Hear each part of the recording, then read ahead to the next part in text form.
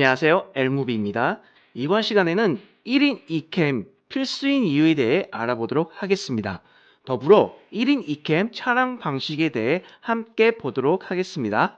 1인 1캠의 가장 큰 문제점은 이제 앵글 변동 시 끊김이 발생하고 많은 분량의 영상을 남길 수가 없습니다. 아무래도 카메라가 한 대가 있기 때문에 뭐 클로즈업 샷을 찍었다가 뭐 바스트 샷을 찍고 싶다 그럴 때 이제 앵글 변동이 발생하게 되는데 그때마다 이제 끊김이 발생을 합니다.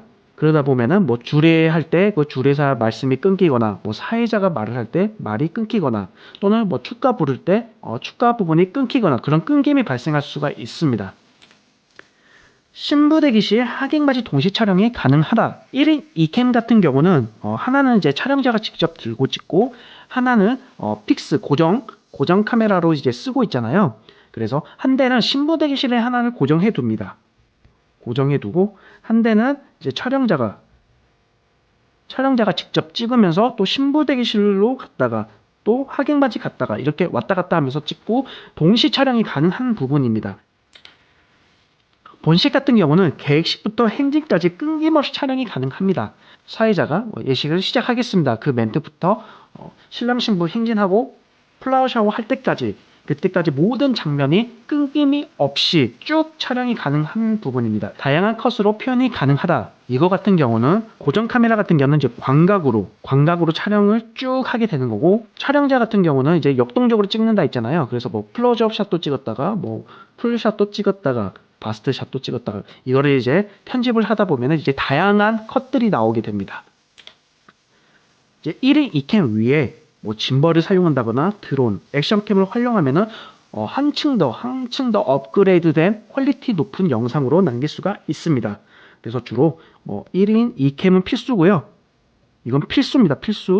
필수로 쓰고 있고 플러스 뭐 드론을 쓴다거나 또는 뭐 짐벌 또는 뭐 액션캠으로 보충을 한다거나 이렇게 1인 2캠을 필수로 두고 추가 장비로도 퀄리티 높은 영상을 남길 수가 있는 겁니다. 제가 이렇게 글로 설명을 한번 해드리긴 했지만 많이 헷갈리실 겁니다. 그래서 참고 영상을 보면서 제가 다시 한번 설명을 해드리도록 하겠습니다.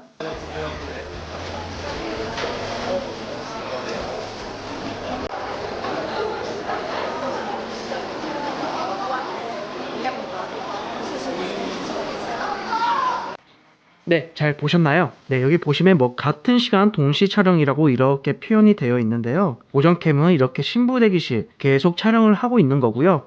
한 대는 이렇게 로비에 우리 엄마 아빠 어머니 아버지의 하객 맞이하는 모습 또 신랑님의 하객 맞이하는 모습을 동시적으로 촬영을 하게 됩니다. 자, 여기 보시면 신부 대기실인데요. 신부님이 이렇게 계시면요.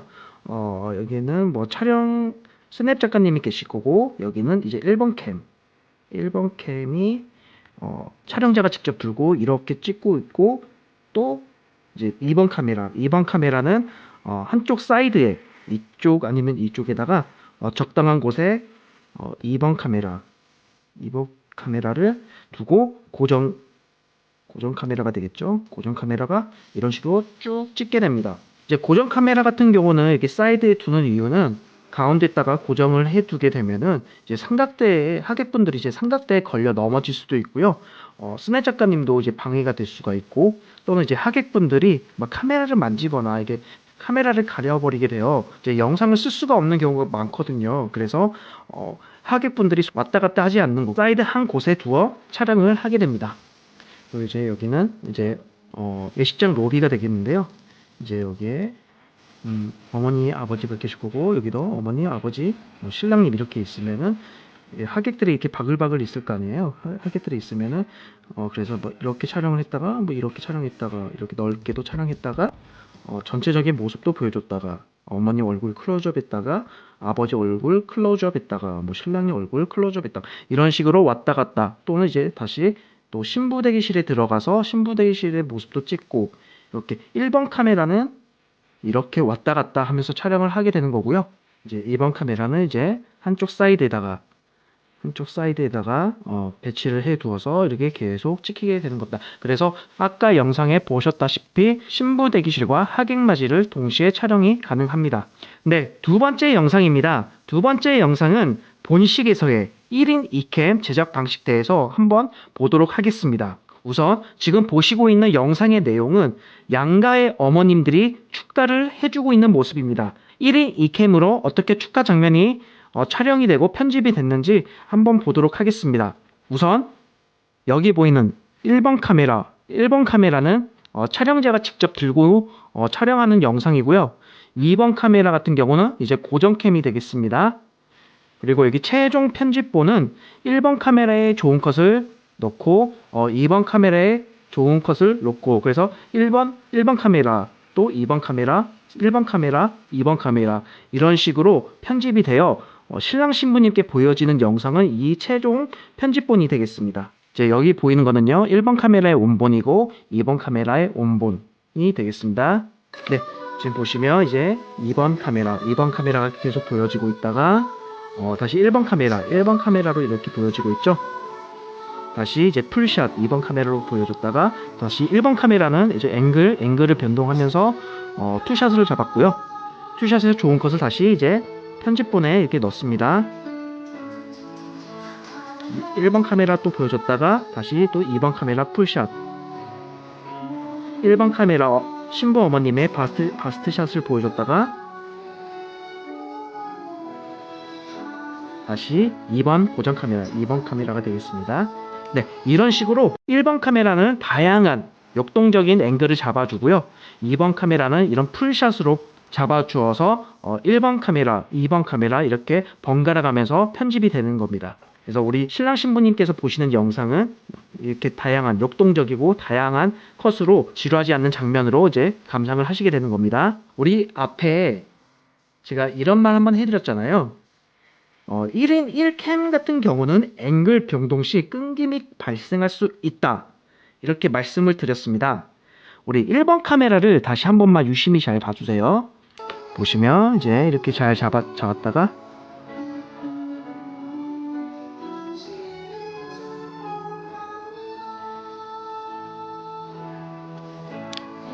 네, 아직까지 잘 잡혀있죠? 잘 잡혀있다가 앵글을 이제 바뀌겠습니다.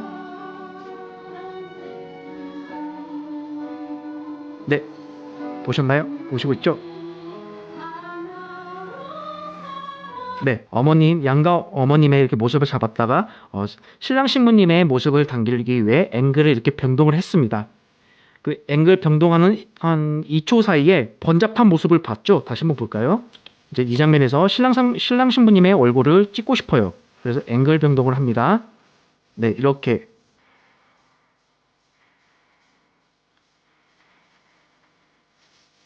네, 대략 한 3, 4초 정도 소요가 됐는데, 그러면 3, 4초 동안에 컷이 날아가게 되는 거죠. 앵글을 변동하면서 이제 만약에 이제 3, 4초 동안 컷이 날아가게 되면은 축가의 그 4초 동안의 노래의 소리가 끊기게 됩니다. 그래서 1인 1캠 같은 경우는 이제 앵글 변동 시 이런 끊김이 많이 발생하게 됩니다. 처음부터 끝까지 이렇게 표현할 수가 없고요.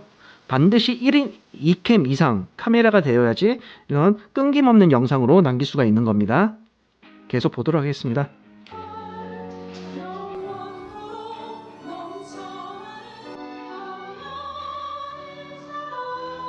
그래서 이제 축가자 모습도 보여줬다가 신랑 신부님 모습도 보여줬다가 다시 뭐 축가하는 장면 보여줬다가 신랑 신부님 모습도 보여줬다가 이런 식으로도 촬영이 가능합니다.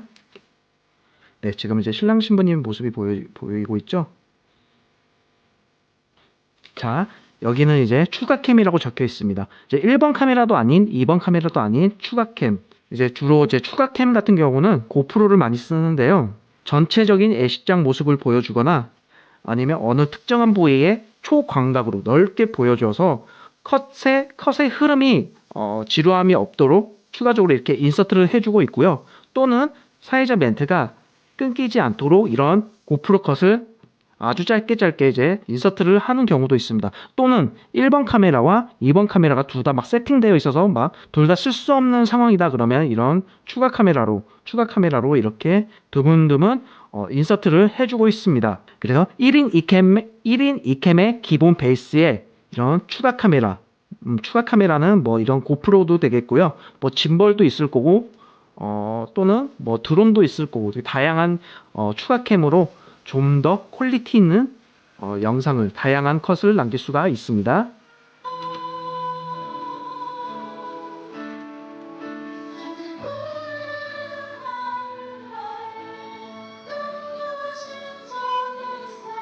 네, 이렇게 신부님 모습도 보여줬다가 전체적인 예식장의 모습도 보여줬다가 다시 축가자의 모습도 보여줬다가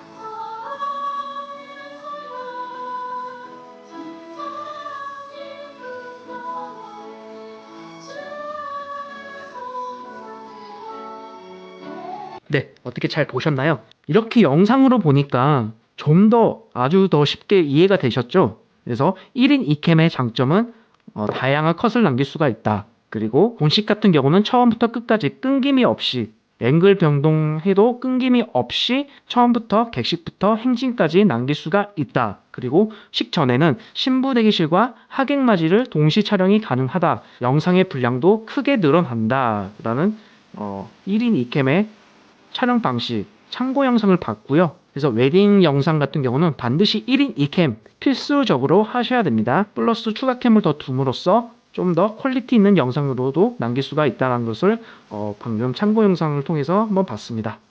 그 밖에 뭐 연회장이나 패백도 있긴 하는데요. 연회장 같은 경우는 굉장히 넓어요. 사람도 많잖아요. 근데 거기다가 고정캠을 더 버리면은 하객분들이 걸려 넘어질 수도 있고, 연회장이 굉장히 넓다 보니까 고정캠에 찍을 수 있는 범위가 굉장히 작아요. 그러다 보니까 연회장 같은 경우는 그냥 1캠으로만 촬영 또는 뭐 짐볼로만 이렇게 촬영하는 경우가 많고요. 반대로 패백 같은 경우는 굉장히 장소가 협소해요.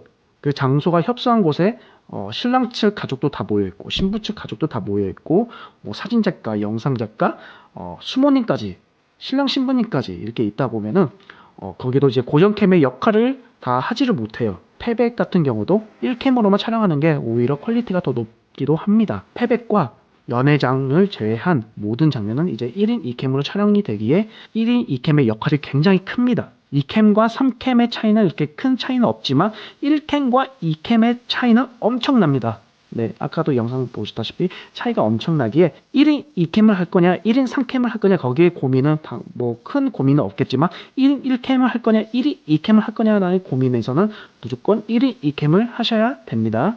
그래서 오늘 1인 2캠에 대해서 상세하게 알아봤습니다. 네, 감사합니다.